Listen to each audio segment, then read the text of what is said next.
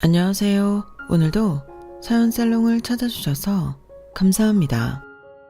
아이들을 키우고 있는 평범한 40대 주부예요. 대한민국이 정치 이슈로 한참 사회가 들썩이지만 정치 그거 아무나 하는 거 아니더라고요. 우리 시부가 정치판에 기웃거렸다가 선거에 떨어져서 시댁이 풍비박산 났더랬죠. 선거 한번 치니까 한마디로 개털이 되더라고요. 그것도 돈 많은 사람들이나 해야 하나 봐요. 우리 시부는 시모 처갓돈만 믿고 도전해 본 거였어요. 시부는 가난한 집 장손이었고 시모는 그래도 좀 사는 집 딸이었다고 해요. 게다가 시모는 교사 생활을 계속했었기에 월급이며 은퇴 후 연금도 따박따박 나오는 상태였죠. 시부는 그래도 따뜻한 마음을 가진 사람이었어요. 만약 선거에 당선이 되어 정치인이 되었다면 참 잘했을 양반인데 그 운은 없었나 봐요. 전 엄마 아빠 존재를 아예 모른 채로 아기 때 고아원 앞에 버려졌거든요. 그래서 쭉 고아원에서 자라왔죠. 시댁 식구들이 그 고아원에 봉사활동 왔을 때 처음 만났어요. 다른 정치인들이나 사회적 신분 높으신 분들이 많이 오고 가던 고아원이었는데 다들 한 20분 사진만 찍고 가는 게 전부였어요. 그런데 시부는 달랐어요. 하루 종일을 투자하여 진심을 다해 봉사하고 가더군요. 그때 시부와 큰아들은 굳은 일도 열심히 하고 시모와 작은아들은 한 척만 하고 마당 벤치에서 노가리나 까고 있더라고요. 그때 딱 알아봤죠. 원래 사람은 하나를 보면 열을 알 수 있는 존재잖아요. 그렇게 남 눈치나 슬슬 보면서 귀찮아하고 봉사활동도 제대로 안 하는 시모와 작은아들의 인성은 불보듯 뻔하죠 뭐. 하지만 열과 성을 다하는 시부와 큰아들은 참 진실돼 보였어요. 고아원에 사는 입장으로 고맙더군요. 게다가 시부는 고아원 고등학교 방의 방장을 맡았던 제게 물심양면으로 후원도 해줬어요. 제게 시부는 키다리 아저씨나 다름없었어요. 결혼 전부터 존경하는 분이었기에 정말 아버지처럼 여겼어요. 결혼 후 세월이 흘러 시부가 치매에 걸려 벽에 똥칠할 때도 다 치워드렸어요. 자식들이나 동서, 시모조차 더럽고 힘든 뒷바라지 안 하려 할 때 제가 나서서 내 아버지처럼 수발 다 들었어요. 시모나 동서, 시동생은 정말 독하고 나쁜 사람들이었어요. 자기 아버지고 가족인데도 그냥 외면해버리더군요. 특히 결혼할 때부터 반대가 극심했던 시모는 결혼 생활 중에도 절 싫어했어요. 제가 고아원 출신의 근본 없는 여자라면서 말이죠. 국문학과 석박사 출신으로 대학 강사를 띄고 있던 동서만 예뻐하더군요. 아직 시간 강사에 불과하고 교수가 될 길은 요원한 동서였지만 우리 강교수 하면서 호칭에 꼭 교수자를 붙이더라고요. 원래부터도 싸가지가 바가지였던 동서는 시댁 식구들의 예쁨에 더욱 싸가지가 없어졌어요. 형님인 저를 버러지 취급했어요. 우리는 시부와 시모의 뜻대로 한 지붕 세 가족으로 동서네와 모두 함께 살았거든요. 지금은 모두 분가하여 각자의 집에 살고 있지만 그땐 진짜 그 집이 너무 싫었죠. 시장 보고 그 집에 들어가려고 하면 도살장에 끌려가는 돼지 마냥 발길이 안 떨어지더군요. 그 집에서는 마치 계급이 제인 것 마냥 저를 하층민 취급했어요. 친절했던 시부와 남편만 믿고 그나마 계속 살 수 있었던 거죠. 그렇게 변하지 않을 것만 같던 시모의 태도가 그래도 어느 한순간 결정적인 포인트로 인해 바뀌더군요. 그게 어떤 포인트였는지 궁금하시죠?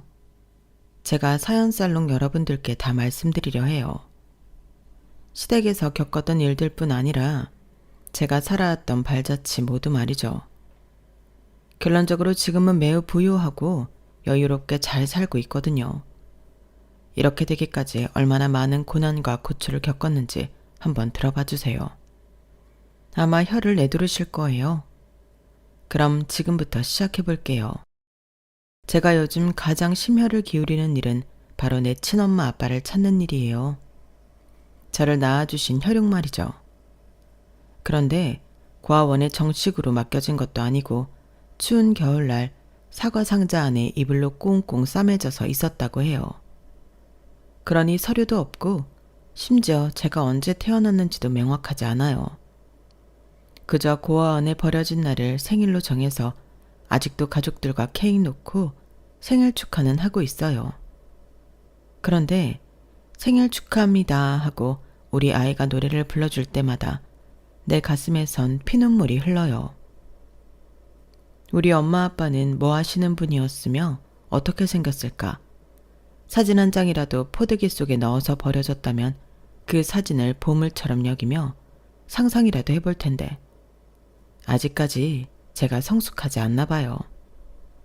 엄마 아빠에 대한 원망스러운 마음이 가시질 않네요.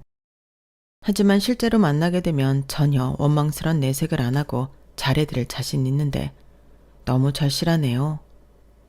고아원 동기 중 한 명도 친부모님을 찾은 친구가 있거든요. 그 친구를 보니 나도 언젠간 찾을 수 있다는 희망이 생겼어요. 여러분께서 제게 응원의 말 한마디 해주세요. 그토록 그리워하던 엄마 아빠를 찾을 수 있을 거라고 말이죠.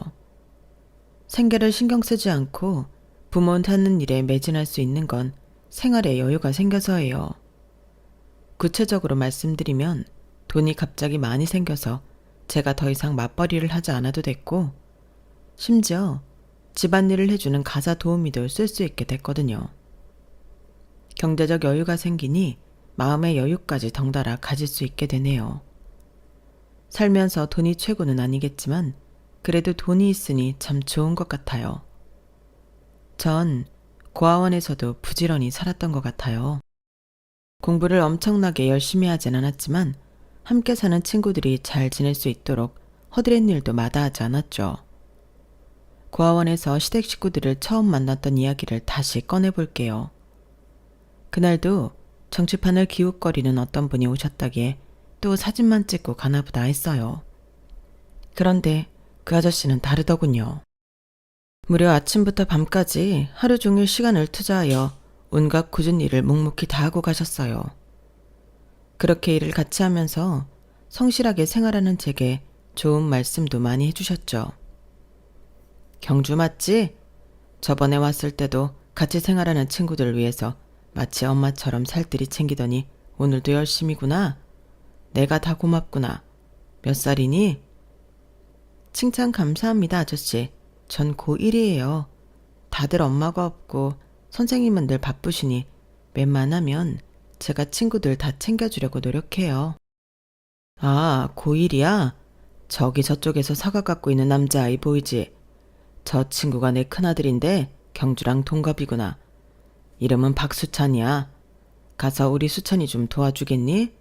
앞으로 여기 봉사활동 가끔 올 텐데 서로 친해지면 좋지 뭐.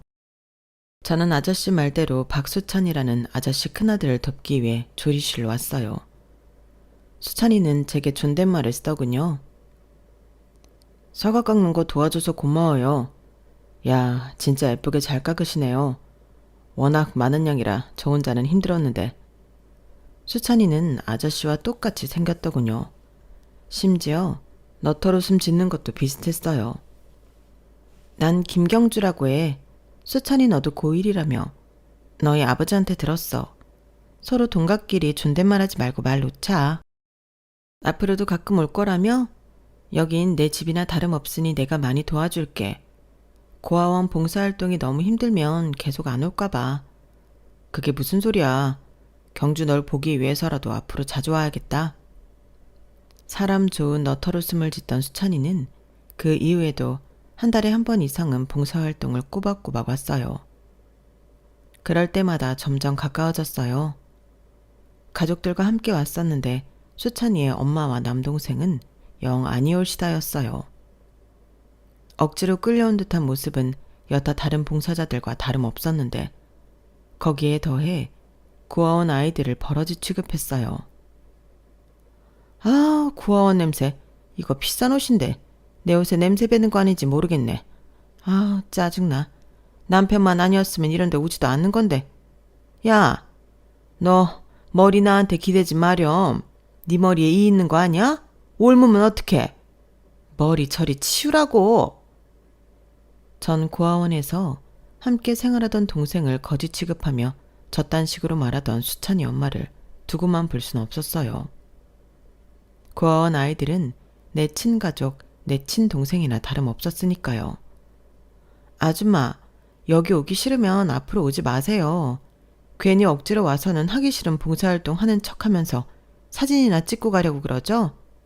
왜 가만히 있는 내 동생 건드려요? 우린 거지가 아니에요. 아줌마도 왕비가 아니고요. 뭐? 이 조그만 게 어디서 어른한테 대들고 지랄이야? 역시 애미애비 없는 티를 팍팍 내는구만. 이래서 사람은 가정교육을 잘 받아야 하는데 뭐 여기가 인간 사육장이나 다름없지. 교육은 무슨 교육을 받겠어. 아, 무식한 거 상대해봤자 내 입만 아프지. 너 꺼져. 아줌마나 꺼져요. 여기가 무슨 동문원인 줄 알아요? 진짜 어이가 없네. 전 끝까지 눈을 희번뜩거리며 바른 말을 해댔어요. 그 아줌마는 제게 손찌검까지 하려 팔을 높이 들었고 그 순간 수찬이와 수찬이 아빠가 와서 둘을 뜯어 말렸어요. 아우, 수찬 엄마, 얼른 집에 갑시다. 당신 같은 여편네한테 무슨 봉사활동을 기대하겠어? 자자, 내 평판 안 좋아지기 전에 얼른 핸드백 들고 가자고. 수찬이와 수찬이 아빠는 그 후로 고아원에 발길을 끊었어요. 들리는 풍월에 의하면 수찬이 아빠가 벌써 몇 번째 선거에 나가서 떨어졌다고 하더라고요. 사진만 찍고 쌩하니 가버리던 다른 정치 지망생들과는 달랐는데 내심 안타까웠어요. 그리고 수찬이도 가끔 보고 싶더군요. 하지만 연락처도 몰랐으니 서서히 기억 속에서 지우고 있었어요. 그렇게 고등학교를 졸업하고 독립해서 나가야 할 시기가 다가왔어요. 돈이 없는 상태에서 막상 고아원을 떠나려니 두렵기까지 하고 잠이 안 오더군요. 다른 고3들은 수능 걱정과 대학 걱정을 했겠지만 전 일단 숙식 걱정이 먼저였어요. 그런데 딱 그 찰나에 고아원 원장님께서 독립하는 고3 학생들 셋을 부르셨어요. 얘들아, 너희 박지영님이라고 알지? 1, 2년 전에 봉사활동 오셔서 정말 열과 성을 다해주셨던 분 말이야. 그분이 이번에 독립해야 하는 고3 학생들 3명한테 나눠주라며 900만 원을 지원해 주셨어. 그분이 계속 선거에서 떨어지셔서 지금 경제적 여유가 없으시다고 들었는데 900만 원이라는 큰 돈을 주셨으니 얼마나 감사한 일이니? 한 사람당 300만 원씩 줄 테니 고시원 보증금 정도로는 충분할 것 같아. 아껴서 요긴하게 쓰도록 해. 저 또한 자립지원금에 300만 원을 더 받고는 진짜 눈물나게 고마웠어요. 감사 인사를 하러 전화번호를 물어 아저씨 댁에 전화를 드리는데 수찬이가 받더군요. 너 경주 맞지? 목소리만 들어도 알겠다. 정말 오랜만이야. 나한테 전화한 거지. 내가 수능 끝나고 꼭 한번 고아원으로 찾아갈게. 너무 보고 싶었어, 경주야. 아, 실은 너희 아버지가 이번에 독립해서 나가야 하는 친구들 3명에게 자금을 지원해 주셨어. 나 포함해서 말이야. 너무 감사해서 인사드리려 전화한 거야. 잘 지내지? 수능 준비로 인해 바쁘겠구나. 시험 얼마 안 남았으니 꼭 잘 보길 바래. 하고는 말을 이어가려 하는데 옆에서 수찬이 엄마가 전화기를 확 낚아채서 소리를 질렀어요. 야, 너 예전에 고아원에서 나한테 덤빈 그 기집애니? 너 우리 집에 왜 전화했어? 이 싸가지 없는 년이 이젠 우리 큰아들 꼬시라고 전화한 거야? 우리 수찬이 수능 며칠 남지도 않았는데 괜시리 마음 흔들어 놓지 마라. 넌 돈 없어서 수능도 못 보지? 이런 쓸데없는 전화할 시간에 나가서 돈 한 푼이라도 벌으란 말이야. 거지 같은 것. 그리고는 전화를 뚝 끊어버렸어요. 전 수찬이를 꼬시라고 전화한 것도 아니고 그저 수찬이 아빠에게 감사히 인사를 전하려던 건데 된 돈 욕만 듣고 끊으니 그냥 눈물이 났어요. 다시 전화를 걸어 나도 그 아줌마한테 욕 한 바가지를 퍼부을까도 생각했지만 참았어요. 어차피 다시는 안 볼 사이일 테니 말이죠. 하지만 나 대신 날 위해 싸워줄 가족 한 명 없다는 게 너무 서러웠어요. 그날 밤 참으로 서럽게 울었네요. 그렇게 또 5, 6년이 지나고 전 닥치는 대로 알바를 하며 생계를 유지했어요. 아니, 생계를 유지하는 수준이 아니라 허리띠 졸라매고 안 쓰고 통장에 차곡차곡 모으다 보니 돈이 꽤 쌓이더군요. 하루에 5시간 이상 자지 않고 알바를 3, 4개씩 하다 보니 7천만 원 이상의 돈이 통장에 있었어요. 그 잔액을 보는 것만으로도 뿌듯했어요. 밥 안 먹어도 배가 불렀죠. 그 통장이 내 가족이자 친구였어요. 1억을 모으는 것을 목표로 그날도 열심히 일하고 있었어요. 남자 옷가게에서 일했는데 제 키가 169에 몸무게가 49kg이었으니 외모 보고 예쁘다며 남자 손님들이 많이 찾아줬어요. 단골도 많아지고 매출도 늘어나자 가게 주인이 시급도 올려줘서 기쁜 마음에 열심히 일하고 있었죠. 하루는 누가 옷 정리하는 제 팔을 꽉 붙잡더군요. 경주야, 경주 맞지? 널 찾으라고 진짜 노력 많이 했는데 고아원에서도 이제 너의 핸드폰 번호를 모른다고 하셔서 발만 동동 구르고 있었어. 우리 집 아직 집 전화 있는데 전화 좀 해주지 그랬어. 네 전화를 얼마나 기다렸는데. 그 남자는 바로 수찬이었어요. 고등학교 때의 모습하고는 좀 다르게 남자다워졌더군요. 수찬이는 거의 울먹이며 절 보고 반가워했어요. 수찬아, 정말 반갑다. 그때 너희 어머니께 한 소리 듣고는 무서워서 전화 못하겠더라고. 이제 대학 졸업했어? 벌써 시간이 많이 흘렀는데 날 기억해줘서 고마워. 기억만 한 줄 알아? 널 너무 만나고 싶었고 이야기 나누고 또 안고 싶었어. 에이, 다시 너와 헤어지게 될까봐 그냥 여기서 말해야겠다. 널 처음 본 순간부터 좋아하고 있었어. 그동안 나 사는 것도 바쁘고 연락처도 모르고 해서 고백을 못하고 있었지만 한순간도 널 잊은 적 없어. 다시는 내 곁을 떠나지 말아줘. 어서 핸드폰 번호 알려줘. 끝까지 널 놓지 않을 거야. 5, 6년 만에 처음 만나서 제 팔을 부여잡고는 대뜸 사랑 고백을 하는 수찬이가 귀여웠어요. 옛날 그 순수한 마음이 여전하구나 싶었죠. 뭐 그날부로 우리는 사귀게 되었어요. 둘 다 성인이었기에 더 이상 수찬이 부모님 간섭 안 받고 핸드폰으로 연락하면서 다소 자유롭게 연애를 할 수 있었죠. 우린 서로 지난 몇 년간 있었던 일들을 공유했어요. 남친 집안에는 참으로 다사다난한 일들이 있었더군요. 우리 아빠는 그 후로도 정치에 도전했지만 번번이 미끄러지셨지. 그렇게 선거판에 쓴 돈만 수십억이야. 그래도 좀 잘 살던 외갓집에서 끌어오던 돈도 다 떨어지고 교사인 우리 엄마 월급으로 생활해야 했어. 나와 내 남동생은 대학 졸업 후 유학까지 꿈꾸고 있었는데 다 물거품이 됐고 나는 공무원 시험 준비 중이야. 남동생은 대기업 쪽 취업을 생각하는 것 같아. 집에 대출도 얼마나 많은 줄 몰라. 그거 갚으려면 몇십 년도 더 걸릴 것 같아. 참으로 막막하게 하루하루를 살고 있었는데 그래도 경주 널 만나게 되니 마치 한 줄기 빛을 얻은 느낌이야. 넌 아마도 나보다 더욱 힘들게 살아왔겠지? 경주야, 우리 사귀게 된 지 얼마 되진 않았지만 내가 공무원 합격하면 우리 바로 결혼하자. 널 다시는 잃고 싶지 않아. 이런 얘기 웃기지만 고3 때 널 보는 순간 너 같은 여자랑 결혼하고 싶다는 생각이 강하게 들었어. 진짜 우습지?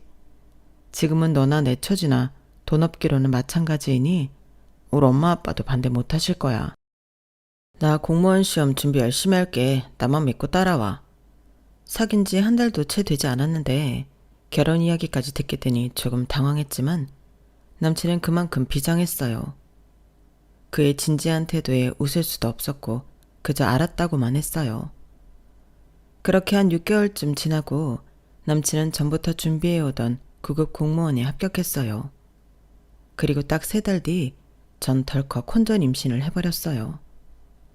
그때 제 나이 27세였는데 뭐 엄청 빠른 나이는 아니었지만 남친 집안에 우리 교제마저도 비밀로 하고 있었거든요. 어디서부터 어떻게 말을 꺼내야 할지 엄청 망설여졌어요. 하지만 남친은 제 임신 사실에 행복해하며 자기 가족들한테 얘기를 다 해놨다고 하더군요. 걱정 마, 경주야. 내가 임신 사실까지 다 말해놨어. 우리 가족들 모두 축복해줄 거야. 그 말만 믿고는 남친 집의 가족들을 찾아뵈러 갔는데 문을 열고 들어가려 하자 대뜸 남친 엄마가 제게 굵은 소금을 뿌려댔어요. 신발장에서부터 말이죠. 야, 너 고아 주제에 우리 수찬이한테 어떻게 꼬리를 쳤길래 결혼 얘기며 임신 얘기까지 나오게 해? 너 진짜 죽고 싶어? 임신 공격하면 다야? 뱃속에 애가 우리 수찬이인지 어떻게 증명할 건데? 다른 놈이면 어쩌려고 배부터 들이밀고 우리 집 들어오는 건데? 아, 열받아. 말이 다 끝나기도 전에 남친 엄마는 남친과 남친 아빠에 의해 안방으로 끌려갔어요. 그 상황 속에서 더 열받는 건 바로 굵은 소금 그릇을 들고 있던 남친의 남동생이었어요. 참네. 요즘 세상에 혼전 임신으로 남자를 꼬시다니. 술집에서 일하다가 온 꽃뱀 아닌가 몰라? 굵은 소금을 머리카락에서 털어내고 있던 저는 남친 남동생의 면상을 똑바로 보며 말했어요. 어이, 수찬 씨 동생 박수철 씨 맞지? 이 아이를 지키기 위해서 되게 실컷좋건 난 이 집안 큰 며느리로 들어올 거야. 초면에 형수될 사람한테 말이 좀 심하네? 얘를 밥 말아먹었나? 꽃뱀? 내 시동생 될 사람이라 참고 있는 거지. 밖에서 만났으면 넌 되졌어. 제가 눈에 살기를 띠며 말하자 남친의 남동생은 슬금슬금 집 방으로 들어가더군요. 남친과 남친 아빠가 나와서 사과하며 절 반겨줬어요.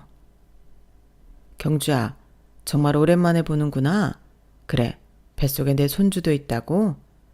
넌 이제 누가 뭐래도 내 며느리다. 우리 마누라가 방금 한 짓은 용서해다오. 집은 누추하지만 어서 들어와서 소파에 편히 앉으렴. 상견례 아닌 상견례는 그렇게 끝이 났어요. 예비 시모가 날 싫어하건 말건 뱃속에 아이가 무럭무럭 자라고 있으니 저는 남친과 결혼해야만 했어요. 아주 큰 각오를 하고는 시댁에 입성했어요. 시모는 결혼식도 안 치러주더군요. 야, 너 그렇게 배불러서 무슨 웨딩드레스가 맞겠냐? 난 부끄러워서 결혼식에 누구 초대도 못하겠으니 화려한 결혼식이며 드레스 따윈 꿈도 꾸지 말아라. 아, 그동안 내가 뿌리고 다닌 축의금만 날린 거지 뭐. 집안에 고아 출신의 화상 하나가 들어와서 아주 쑥대밭을 만드는구나. 우리 집안이 대대로 얼마나 뼈대 있는 집안인데 고졸이라니. 아, 내 팔자야. 이토록 초반부터 구박을 받고 살았지만 그래도 시모와 잘 지내고 싶었어요. 어차피 평생 내 가족이 되어 같이 살 사람이었으니까요. 제가 고아로 오랜 시간 홀로 지내다 보니 사람의 정이 너무 그리웠어요. 제가 모은 돈으로 조그만 단칸방에서 따로 살 수도 있었지만 시모와 시부가 하란 대로 합가를 택했어요. 그리고 가혹한 시집살이가 시작이 되었죠. 딸아이를 낳았고 아이를 키우면서 파트타임으로 야간 편의점 알바도 병행해야 했어요. 남편 공무원 월급이 그리 많지 않았고 시댁 어른들도 빚 갚기에 바빴거든요. 시모와 시동생의 구박 속에서도 시부와 남편이 따뜻하게 보듬어줬고 내 편이 돼줬기에 숨쉬며 살 수 있었던 것 같아요. 눈에 가시 갔던 시동생은 대기업에 취업이 되었고 바로 대학 강사로 일하고 있던 여자를 데려와서 결혼하겠다더군요. 그 여자는 뱁새 눈에 아주 인상이 안 좋았어요. 국문학으로 국내 대학에서 석박사까지 밟았다던데 아직 시간 강사임에도 불구하고 시모는 동서가 고학력자라며 너무 좋아했어요. 동서를 강교수 하며 예뻐했죠. 우리 둘째 아들하고 강교수가 스몰 웨딩을 한단다. 요즘 그게 유행이라며? 그쪽 집안이 나와 같이 학교 교사 집안이래. 참으로 격조 있는 사도를 만나서 다행이야. 큰아들 결혼할 땐 웬 근본 없는 꽃뱀 같은 애가 애까지 배워와서 결혼식도 못 치르고 아주 내 사회적 체면이 말이 아니었는데 말이야. 그래서 말인데 너는 그날 집에서 청소나 하고 있어라. 다들 배운 사람들만 있는데 큰 며느리가 고아원 출신이 어쩌니 말 도는 거 원치 않는다. 잘 됐네. 가족들 없을 때 문 활짝 열고 대청소나 하고 있어. 어머니, 저도 그런 자리 안 가면 편해요. 근데 이유가 너무 기가 차고 웃기네요. 누가 들으면 어머님이 무슨 귀족 출신인 줄 알겠어요. 지금 시댁에 대출이 대체 얼마나 있나요? 빚 많은 것도 그쪽 사돈댁에서 아실란가 모르겠네요. 참네. 좋아요. 그럼 그날 남편한테 아기 맡기고 전 하루 여행이나 다녀올게요. 아니, 그 다음 날도 쭉 연휴이니 아예 3박 4일 저 혼자 여행 다녀올 테니 어머님이 밥 차리고 청소하고 다 해보세요. 저도 절대 지지 않았어요. 시모와 시동생이 절 깔보고 비아냥될 때마다 더 세게 받아쳐버렸어요. 그래서 그들의 구박이 좀 줄어들었죠. 그런데 이럴 수가. 동서로 들어온 여자가 아주 한술 더 뜨더라고요. 시동생이 결혼할 때쯤 우리는 24평 시댁 아파트에 다 함께 복작거리며 살고 있었는데 워낙에 인맥이 넓었던 시부의 지인으로부터 희소식을 듣게 되었어요. 얘들아, 내 사업하는 친구가 미국으로 이민을 가게 됐는데 65평 아파트를 아주 싼 전세로 우리한테 살라고 하더구나. 방이 무려 5개래. 우리 아들들이 결혼하면 다 같이 한 집에 사는 것이 꿈이었는데 이제야 그 꿈을 이룰 수 있게 됐구나. 둘째네도 신혼여행 마치면 합가해서 다 같이 살자꾸나. 시동생네는 정말 싫은 표정이었지만 시부의 뜻이니 한 지붕 세 가족이 되어 다 함께 살게 되었어요. 65평 아파트라니 정말 황홀했어요. 그저 희소식인 줄로만 알았어요. 그런데 그때부터 본격적인 스트레스가 시작되었죠. 집안 분위기를 파악한 동서 또한 절 깔보기 시작했거든요. 아니, 편의점 알바 정도 하는 주제에 무슨 큰일 하신다고 집안일을 이리도 방치하시나요, 형님? 전 무려 석박사까지 한 사람입니다. 제가 이렇게 잡스러운 단순 노동을 해야 하나요? 어머님께 한번 여쭤볼까요? 누가 집안일을 해야 하는지요? 동서, 뭐 잘못 먹었어? 손이 형님한테 뭐? 편의점 알바 정도 하는 사람이라고? 그래. 그러는 동서는 뭐가 그리 모자라서 여태 교수가 못 되고 시간 강사 전전하고 계신가? 그거로 박사 교육까지 받았다는 사람이 한국말도 참 더럽게 하네. 내가 이 대가족 집안일을 다 하지 못하니 내가 가사 분담 해줄게. 동서도 퇴근하면 어느 정도는 도우도록 해. 강사라서 풀타임으로 일하는 것도 아니면서 집안일은 뺀질뺀질 더럽게 안 하려고 하더군요. 진짜 얄미운 동서였어요. 게다가 한 번은 이런 일도 있었어요. 갑자기 동서가 자기 방에서 소리를 꽥 질렀어요. 아! 누가 내 보석을 훔쳐간 거야! 저 포함 시댁 식구들이 동서 방으로 들어갔어요. 그런데 동서가 절 보더니 삿대질을 하면서 도둑으로 모는 거 아니겠어요? 형님, 형님이 내 보석 세트를 훔쳐갔죠? 형님 말고 누가 그랬겠어요? 안 그래요? 이 도둑 같으니라고 같은 집에 살면서 이럴 수가 있어요? 어서 내놔요. 내 보석 세트 어서 내놓으라고요. 뭐라고? 지금 누굴 도둑으로 몰아가는 거야? 난 평소에 장신구 하지도 않는 사람이야. 왜 생사람 잡고 난리야? 억울해 죽겠네 진짜. 전 진짜 억울했어요. 나갈 일이 편의점 야간 알바뿐인데 가뜩이나 평소에 싫어하는 동서로부터 이런 수모를 당하다니. 그것도 가족들 다 보는 데서 말이죠. 그때 시모가 떨떠름한 표정으로 자수하더군요. 예, 강 교수야. 아, 내가 잠깐 빌려간 거다. 얘기를 하고 갖다 쓸 걸 그랬구나. 지금 바로 갖다 줄게. 기다려라. 전 동서에게 사과를 요구했지만 묵묵부답이었어요. 배째라는 식이더군요.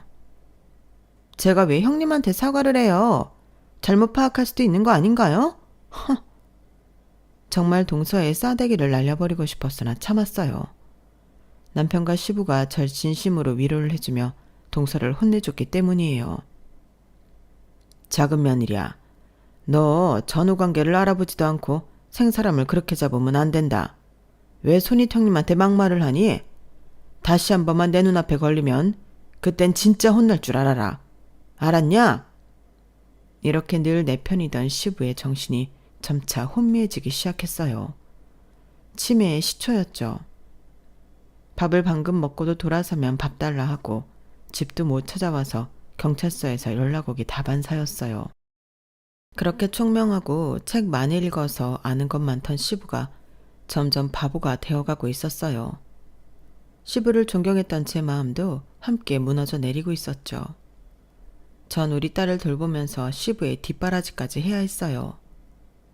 사회생활 은퇴하고 집에만 있던 시모도 은근히 치매 걸린 시부를 멀리 하더라고요. 아, 당신 바지에 똥 쌌어요? 온 집안에 이 냄새를 어쩔 거야? 난 비위가 약해서 못 치우겠다. 얘 큰며느리야. 네가 시아버지 것 좀 치워줘라. 그렇게 저한테 일을 시키고는 시모는 밖으로 나가버리더군요. 전 무진장 화가 났지만 멍한 눈으로 제 얼굴만 물끄러미 바라보던 시부가 너무 불쌍했어요.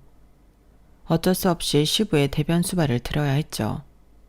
그 후로도 시부의 상태는 점점 악화되어 벽에 칠하는 수준까지 갔어요.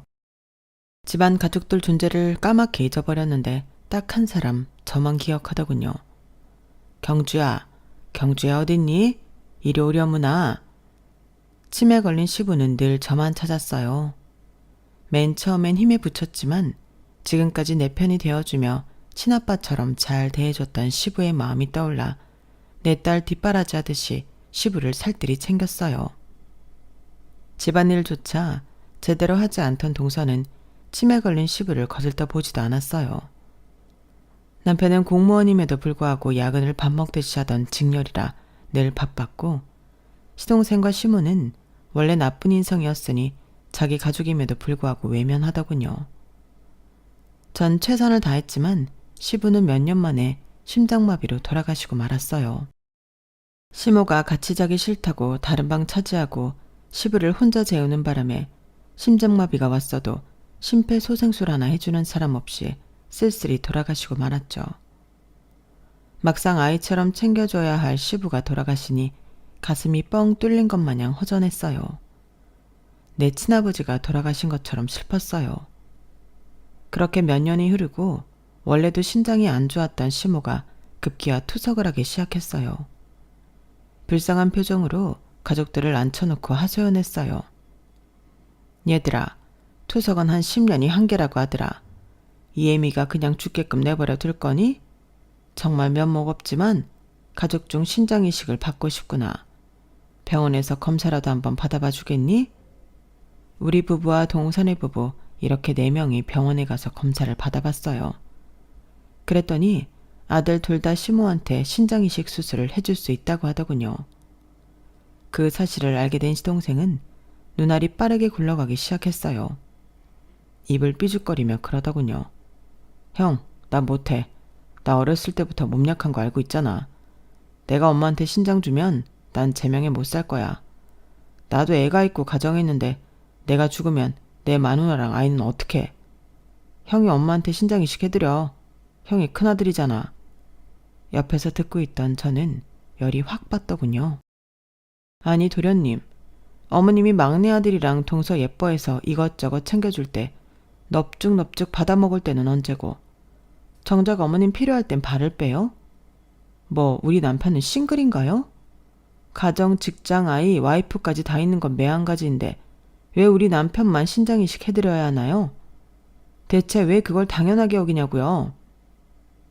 시동생네 부부한테는 우리 남편은 신장이식 못 해드린다고 외치고 왔지만 정작 집에 와서 시모의 측은한 얼굴을 보니 큰아들인 남편 마음이 흔들렸나 봐요.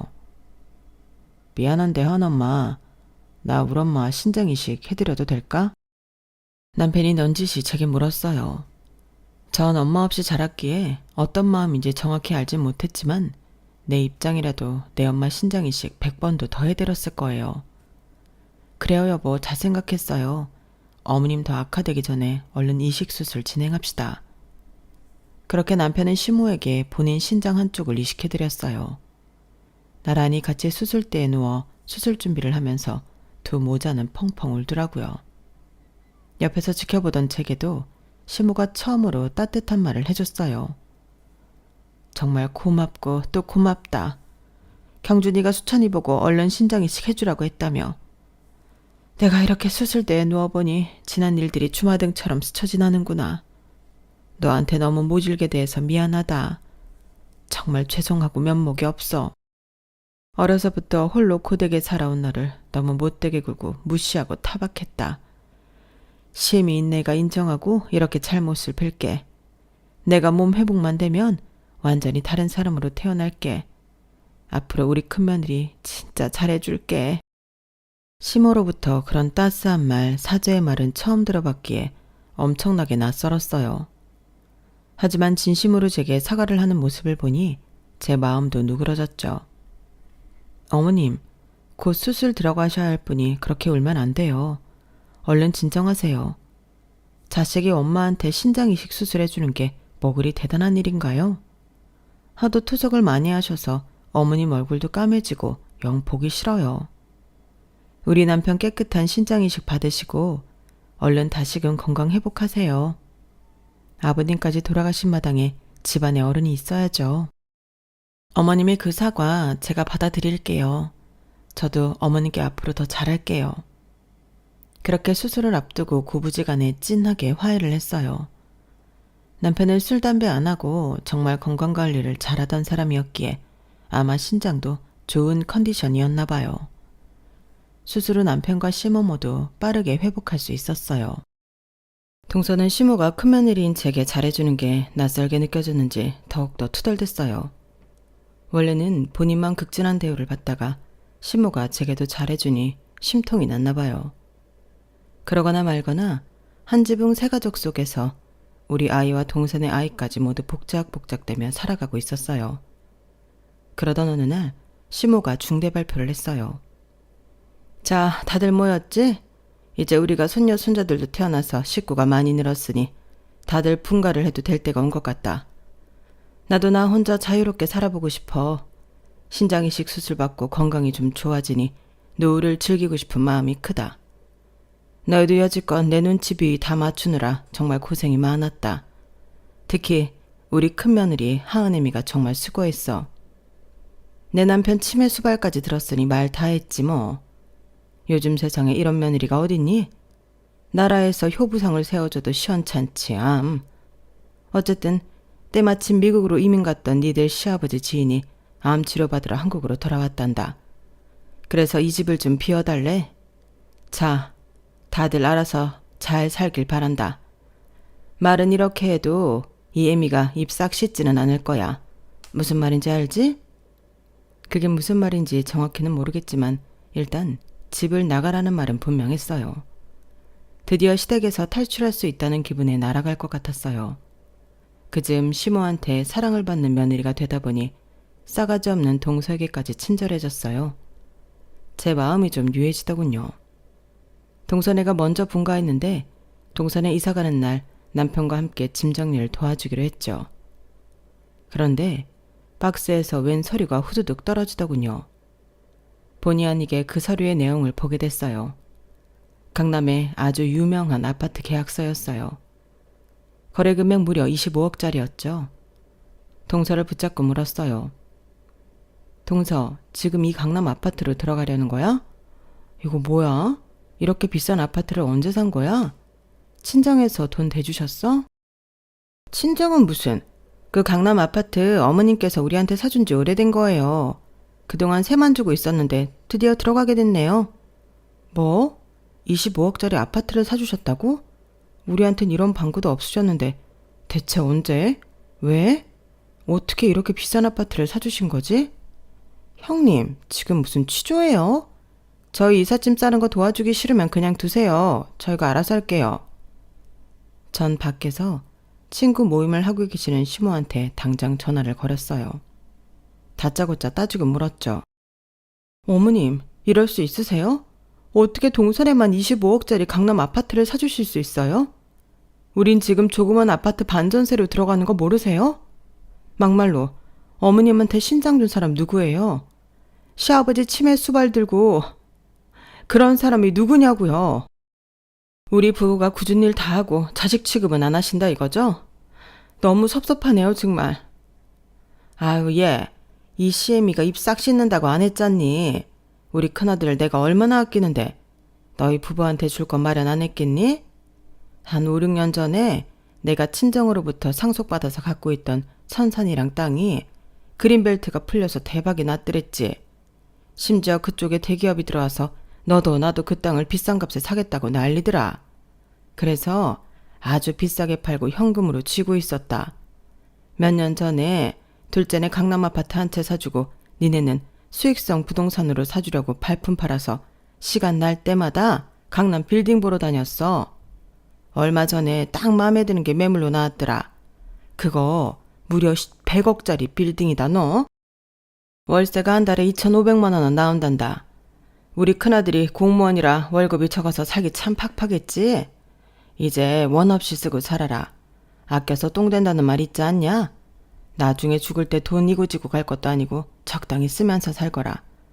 집은 니네가 알아서 고르도록 해라. 월세 모아서 사든지 아니면 일단 대출 받아서 사고 갚든지 마음대로 해. 쇳불도 당김에 빼라고 이따가 계약하도록 하자.